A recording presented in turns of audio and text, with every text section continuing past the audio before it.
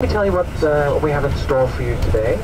We drive for about 15 to 20 minutes towards the Marksburg Castle. So we're going to drive along the Rhine, an area that we haven't seen yet. So it gives you a little bit of a peek or a preview what's coming up tomorrow morning. Because we'll see two castles already before we see the Marksburg Castle. Then when we get closer to the Marksburg, we'll climb with the buses as much as we can. And remember, we have two ramps to take. When we walk up to the castle, some of you will regret that second piece of apple strudel for lunch. Then we meet the local guide, ladies and gentlemen. We'll have three groups. We have three local guides. If correct, you're either gadget number 1, 3, or 4. If you're not, just let me know. Let me know and I'll change your into a different color of a different number gadget. Group number 1 will go in first, and they're pretty well organized at the castle, I have to say, because 8 minutes later, not 7, not 9, no, 8 minutes later, Group 3 will go in, and Group 4 will go in 8 minutes after that. So very good, very punctual they are at the, I have to say, at the castle. For those people that are in 3 and in 4, that means you have a bit time to explore the inner court by yourself. There is the restrooms, there's a little shop.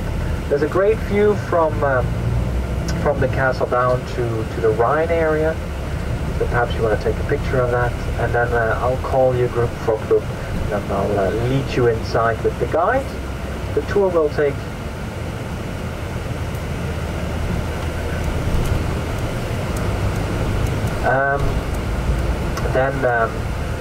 the tour inside takes about an hour. Then when you come out for group 1, you have some time then to wander around, so perhaps buy a fridge magnet from the castle. After all the groups are out, we'll walk down to the buses once more. And then what will happen is we'll drive back to the ship, but on the way back to the ship, we will make a stop in a small restaurant and a small hotel for a good glass of Riesling wine and a little snack, because by then you must be hungry. And if you don't like wine, or the youngsters, if they don't drink wine, we'll see if we can get you a soda or a lemonade. And after that, we'll bring you back to the ship, and I think we'll be back at the ship just after 5 o'clock. The local soccer stadium, FC Koblenz, coming up on the right just before we cross the Rhine.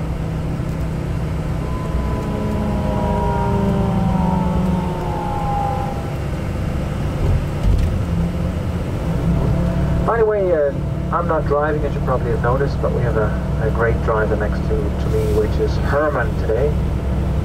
And Herman drives us up and also back to the ship. Good, on the left hand side, the city of Koblenz. You'll see on top of the hill with the crane, one crane on top. That's the fortress of Ehrenbreitstein from 1145. If you have a quick peek here to the right, no more bridges for about 50 miles. This is how, and this is where we enter the romantic Rhine area here on the right. And for about 50 miles, no more bridges. It's a protected area, not only by the German government, but also from the UNESCO World Heritage Site, which means that they try to keep this area as authentic as possible.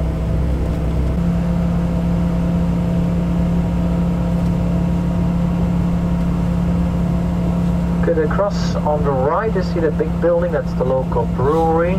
The Königsbacher beer is produced there. And then we'll see our first castle coming up on the right, which is the Stolzenfels Castle, which means Proud Rock Castle. This castle is from the 9th century, so over 1,000 years old. But what you actually see was added in the 19th century by a Prussian prince that that remodeled it a little bit, and he also painted it this beautiful orangey yellow color, because you can imagine in the early days, 12th, 13th century, a lot of the castles were built for defending the area, defending all the tax money that was collected. They had to store it somewhere. On the right hand side is the Lanek Castle, which is called after the small river that we'll see coming up underneath us, because this is the Lahn Valley. You'll see it that it empties in the River Rhine on the right. You'll see a small lump on the left.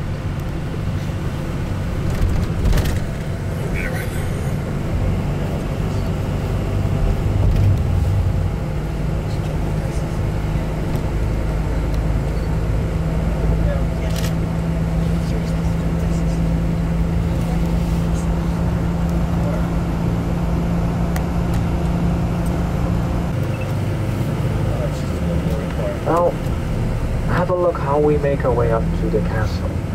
So from the waterfront, from the water area, from the river part, you can't really figure out how to get up there. We actually will drive through the village, around the hill, and then up in this hairpin road going up. You have to pay a certain entrance fee, you can say tax, in order to reach it. Then we'll see the entrance gate, or the exit gate, straight ahead of us. And if you're in the back of the bus, I'm aware you can't see it, but don't worry. On the way back, this is where we will stop for a little drink and snack.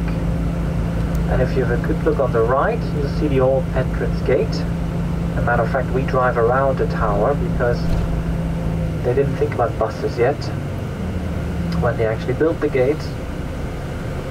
So therefore, we drive around instead of through the gate here on the right. So on the way back, this is where we will stop here on the right. Just after this big tree on the right, there's a little nice place for a good glass of wine and a little snack.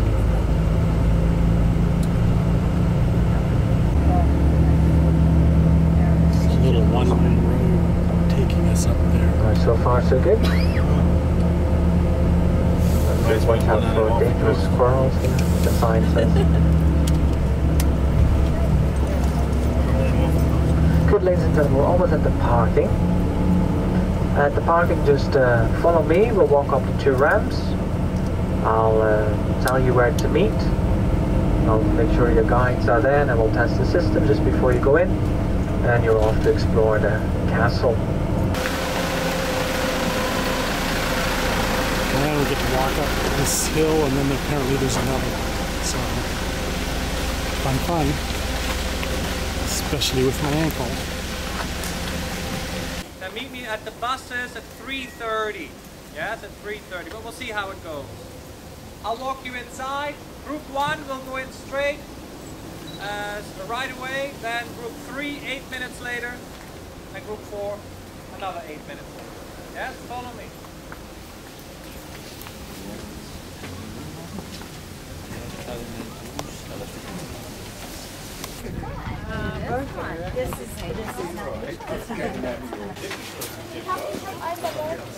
Aber ich kann dir die 5 Cent geben.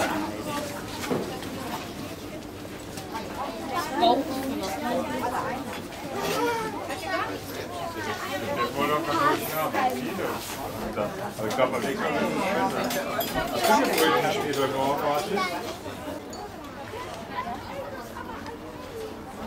See the Rhine Valley. There's the communication tower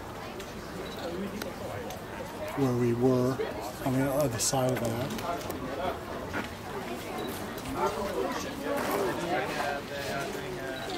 There's where we're going to go in to start our tour. It's actually another higher area up there.